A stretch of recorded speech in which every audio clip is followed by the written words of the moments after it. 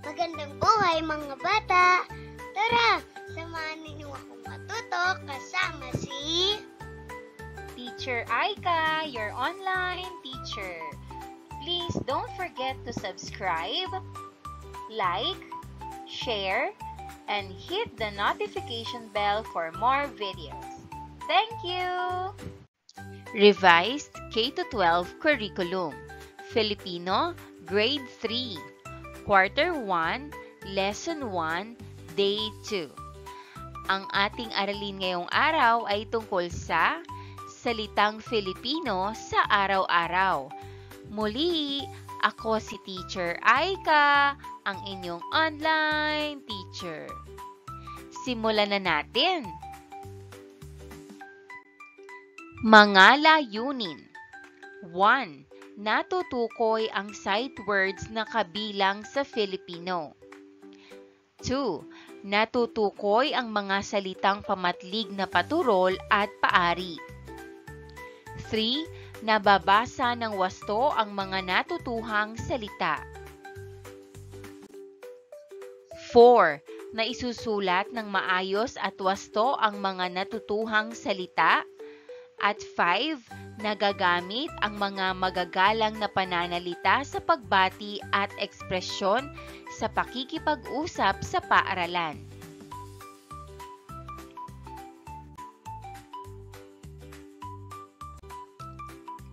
Kumusta mga bata? Kahapon ay tinalakay natin ang elemento ng tekstong naratibo at ang pagkakasunod-sunod ng mga pangyayari. Pinagbasa ko rin kayo ng pabula at pinatukoy ang mga tauhan at tagpuan nito. Sino ang nais magbahagi ng kwentong inyong nabasa?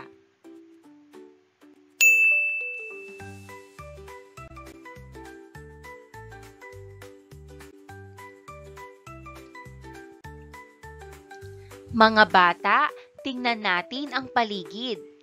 Ano-ano kaya ang mga bagay na makikita natin sa loob ng silid-aralan? At paano naman sa labas ng silid? Ipakita o sabihin ninyo ang mga bagay na nakikita ninyo. Narito ang ilan sa mga halimbawa. 1. Makikita ang basurahan dyan sa sulok. Salitang may salungguhit, dyan.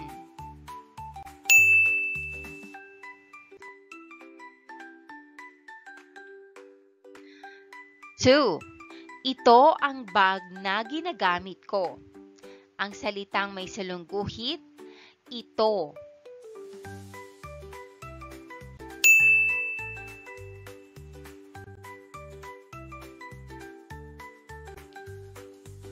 3. Dine ang mesa ko. Ang salitang may salungguhit, dine.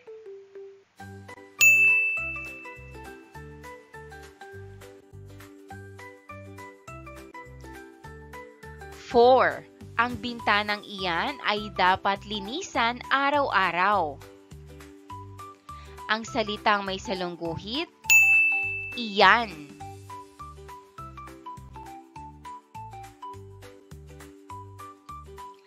5.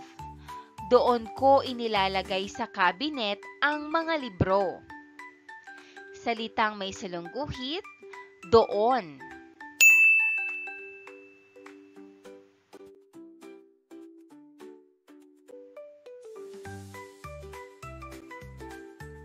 6. Basahin ang mga pangungusap mula sa pabulang Ang Magkaibigang Baka ni Elisa Q. Ruales.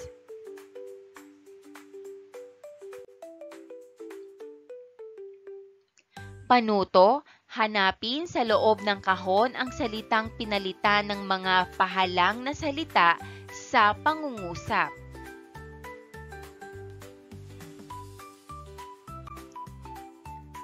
Narito ang mga pagpipilian: pag-iigib, puting baka, pagkanta, sapa, at pagkikita.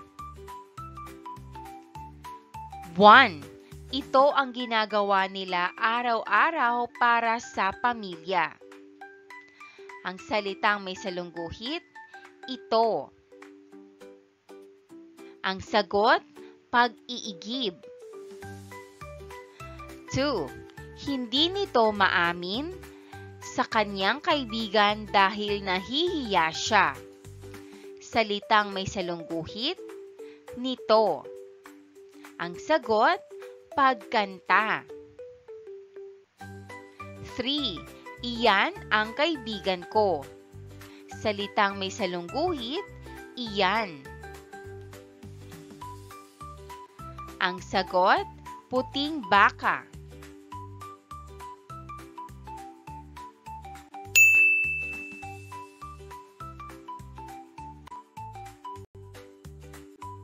4.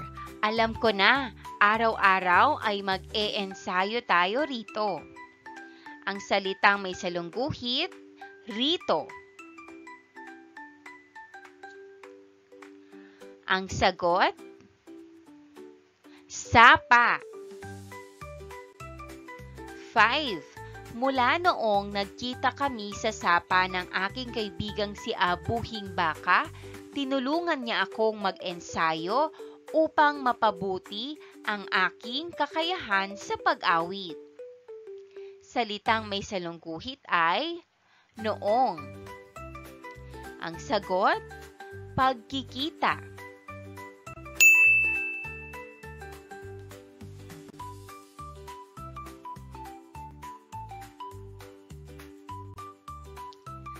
Talakayin natin ang pamatlig na paturol at paari sa tulong ng mga halimbawang pangungusap. Salitang pamatlig. Salitang pamatlig ay ginagamit na panghalili sa pagtuturo ng tao, hayop, bagay, pook o pangyayari. Pamatlig na paturol. Ito ay ginagamit sa pagtuturo ng kinalalagyan ng tao, hayop, bagay, pook o pangyayari na maaaring malapit sa nagsasalita, sa kausap o sa pinag-uusapan. Mga halimbawa ng salitang pamatlig na paturol. Ito, iyan, iyon, ire, yaan, at yaon. Halimbawa na pangungusap. Ito ang bansang kinalakihan ko. Ito ang bansang kinalakihan ko. Iyan ang gusto kong bisikleta. Iyan ang gusto kong bisikleta.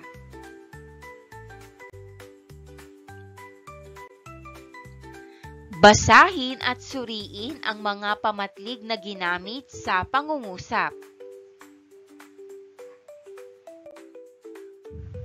Panuto, isulat sa sagutang papel ang salitang ginamit na panghalili sa ngalan ng hayop, bagay o pangyayari sa pangungusap.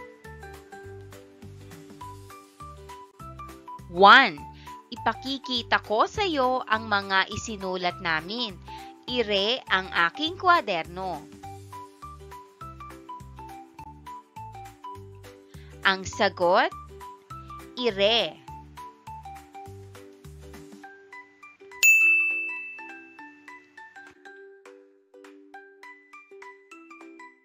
Number 2.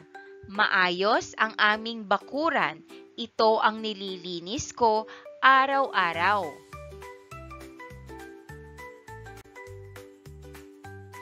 Ang sagot, ito.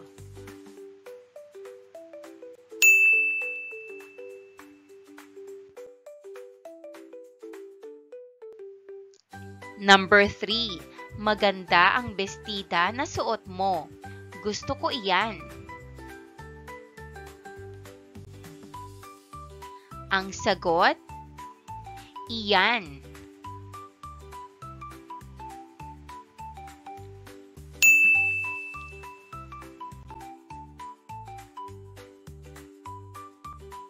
Number 4. Makukulay ang mga saranggola sa plaza. Dadalhin ko ito roon.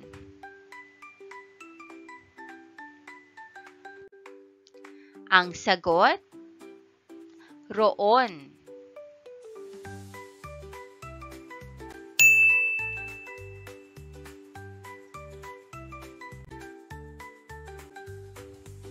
Number 5, inilagay ko sa sulok ang lumang kasangkapan.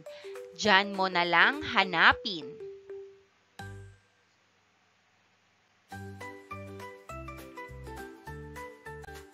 Ang sagot, diyan.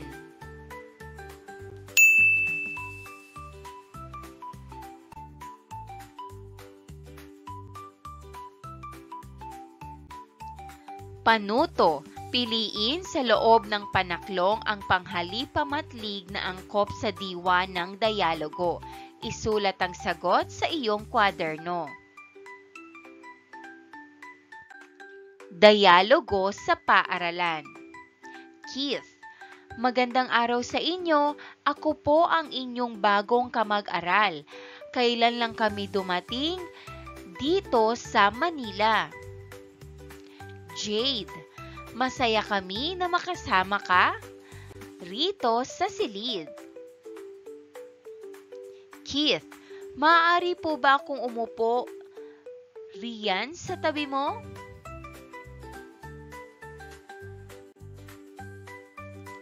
Jade, oo naman. Mamayang recess, sabay na tayong kumain na. Hati tayo sa baon ko. Ito ang paborito kong tinapay. Keith, sige, sabay na tayo pero pupunta muna ako doon sa kantina para makabili ng maiinom bago tayo kumain. Jade, sige.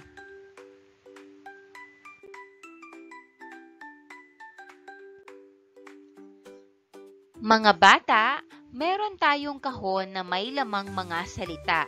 Ang mga salitang ito ay ginagamit pamalit sa pangalan ng tao, bagay, hayop, lugar o pangyayari.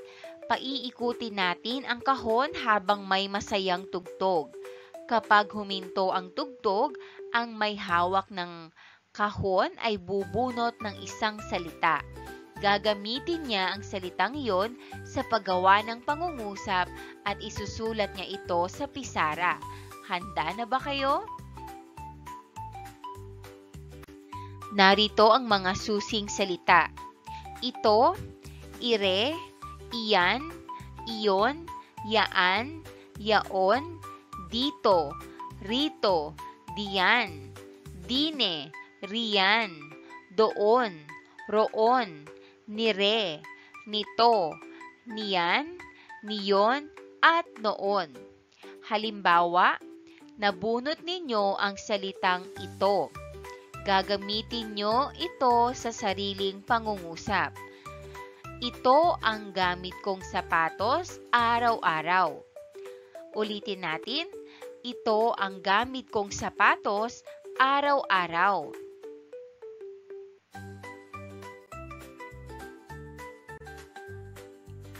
Panuto, punan ang patlang ng angkop na pamatlig batay sa larawang ipinakita. Una, patlang ang aking paboritong laruan. Sagot, ito ang aking paboritong laruan. Ito.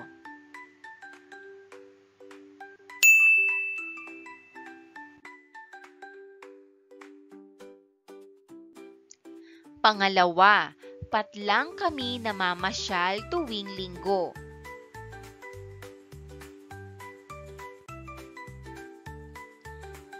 Dito kami namamasyal tuwing linggo. Dito.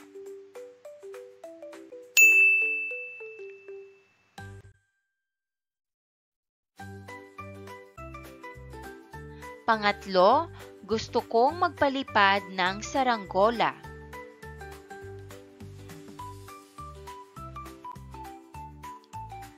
Gusto kong magpalipad ng saranggola. Roon. Roon.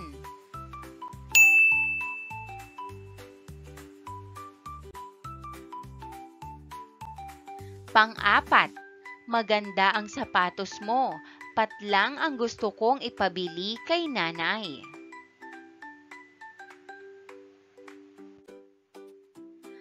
Maganda ang sapatos mo.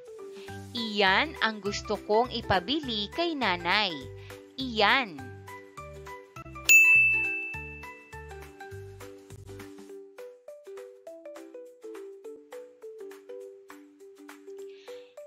Panglima, ilagay mo patlang sa basket ang maruruming damit. Ilagay mo dyan sa basket ang maruruming damit.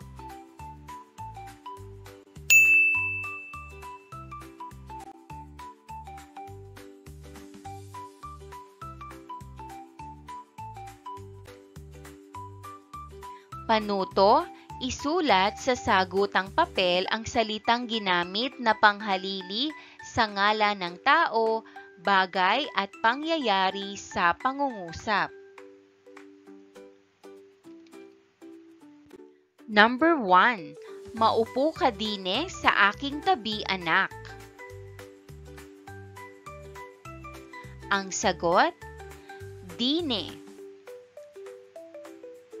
Number 2. Malayo sa paaralan ang aming bahay. Doon ako umuuwi araw-araw. Ang sagot, doon. Number 3. Lumapit ka rito para marinig mo ng malinaw ang aking sinasabi. Ang sagot, rito. Number 4. Ang husay mong gumuhit, Joshua. Gusto kong matuto nito. Ang sagot, nito. Number 5. Dito ka na kumain ng tanghalian para may kasabay ako. Ang sagot, dito. Maraming salamat sa panonood. Huwag kalimutang i-like at mag-subscribe para sa higit pang educational content. I-click ang bell icon para ma-update ka sa ating mga bagong video. Salamat!